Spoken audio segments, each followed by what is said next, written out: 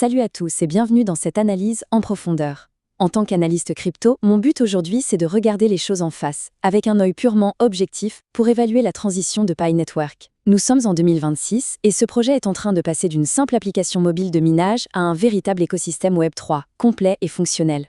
Et honnêtement, c'est un pari super risqué. Alors, sommes-nous face à une vraie révolution ou à un simple mirage ? On va décortiquer les données, les feuilles de route et la réalité du marché pour comprendre exactement ce qui se trame en coulisses. Au programme d'aujourd'hui, on a un menu assez chargé.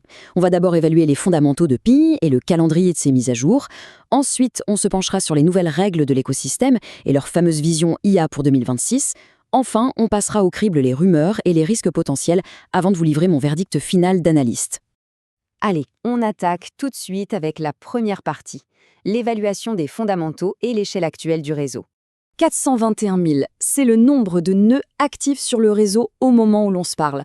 Maintenir une infrastructure décentralisée de cette taille, c'est franchement une prouesse technique assez hallucinante.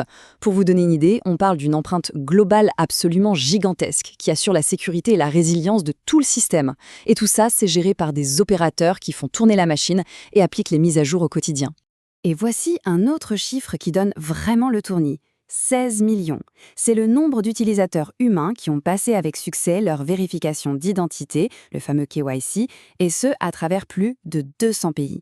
Dans une industrie crypto qui est, avouons-le, littéralement infestée de bots, avoir 16 millions d'identités humaines certifiées, c'est un atout fondamental extrêmement rare. C'est une vraie base de valeur. Dernier chiffre clé, plus de 10 milliards. C'est la quantité de jetons qui ont déjà fait le grand saut vers le mainnet. Donc là, on ne joue plus, la simulation est terminée. Ce transfert massif nous montre clairement que le projet a dépassé le stade des petits points numériques sur un écran de téléphone. On est maintenant dans un environnement économique en direct, prêt à faire tourner des services concrets. Ce qui nous amène naturellement à notre deuxième partie, les mises à jour du protocole et la route vers l'indépendance du mainnet. Et là, il faut bien le dire, le rythme des déploiements est complètement frénétique. Regardez ça, ça commence avec la version 23 à la mi-mai et ça s'enchaîne avec des mises à niveau ultra rapprochées jusqu'à la version 26 fin juin. Cette dynamique de développement hyper agressive, ça montre une volonté très claire de la part de l'équipe de solidifier le réseau au plus vite pour accueillir les vraies fonctionnalités. Mais pourquoi est-ce qu'on s'excite autant sur ces mises à jour ? Eh bien parce qu'elles déverrouillent le cœur même du Web3. L'arrivée des smart contracts ou contrats intelligents couplés au lancement d'un échange décentralisé natif, le DEXP, et de launchpads pour les développeurs, c'est ce qui change absolument tout. C'est le moment où la blockchain s'ouvre pour de bon à la finance décentralisée.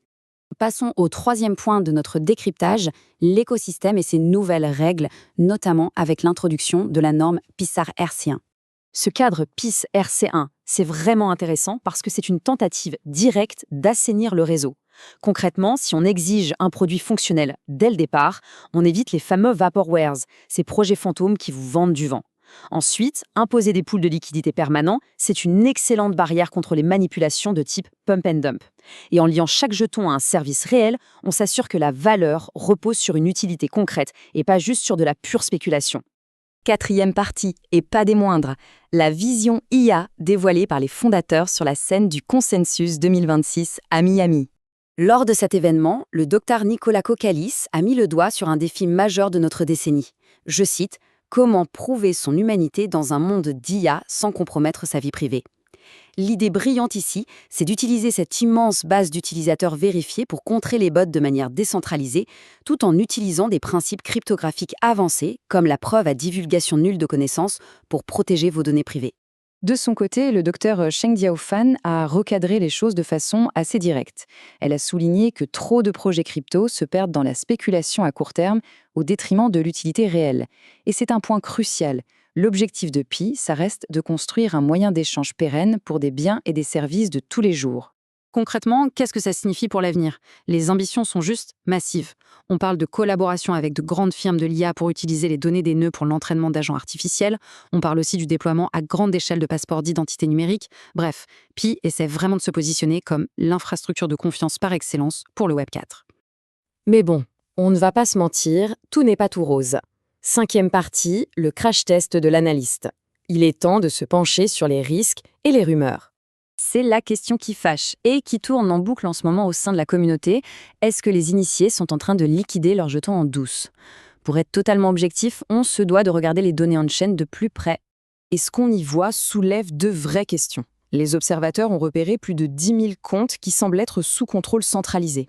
Et plus récemment, on a traqué un mouvement de 2 millions de PI en provenance de portefeuilles créés à l'aube du projet. Le pire, c'est que ces transferts ont l'air de pointer directement vers des adresses de dépôt sur de gros échanges centralisés. C'est un énorme red flag pour beaucoup et ça pèse lourd dans la balance de la confiance. Et puis, il y a la réalité des utilisateurs. Ces mouvements de fonds obscurs ont de quoi rendre dingue les gens qui, malgré un KYC validé, poireautent encore et toujours pour que leur propre migration soit effectuée. Ça crée une sorte de système à deux vitesses ultra frustrant. Sans parler des critiques qui visent l'écosystème d'applications décentralisées, que beaucoup jugent encore trop fermé ou un peu faible face à ce que proposent les géants du secteur. Voilà, les cartes sont sur la table. 6e et dernière partie, le verdict final. L'évaluation pour cette année 2026, c'est vraiment une histoire d'équilibre, et c'est très délicat. D'un côté, on a une force de frappe indéniable, une infrastructure massive, des millions d'humains vérifiés et un rythme technologique féroce. Mais de l'autre, on ne peut pas ignorer le poids de ces retards de migration interminables et cette zone d'ombre très préoccupante autour de la transparence de certains fonds. Ce qui m'amène à vous poser cette ultime question.